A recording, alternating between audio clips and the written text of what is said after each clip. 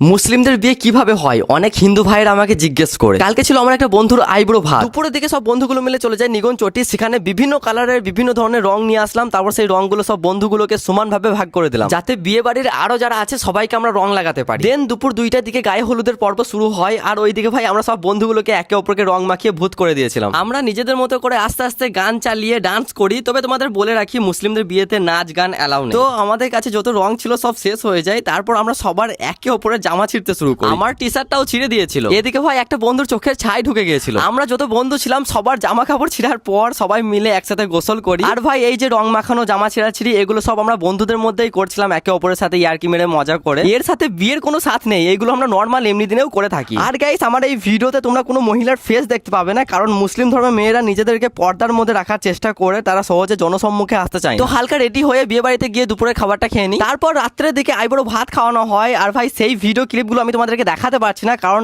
এই সময়টা আমরা পরের দিন বিয়ে বাড়িতে সেলিব্রেশন করার জন্য সোনো স্প্রে, বাজি টাজি আরো অনেক কিছু যাবতীয় জিনিস নিয়ে যাই। কালকে বিয়ে আছে, কালকে বিয়ের ভ্লগ আসবে। আর বিয়েটা হচ্ছে কাটোয়ার পাশে কোরজ গ্রামে। আর বিয়ের ভ্লগটা দেখার জন্য অবশ্যই আমার চ্যানেলটা সাবস্ক্রাইব করে রেখে দিও। Thank you so much, bye by.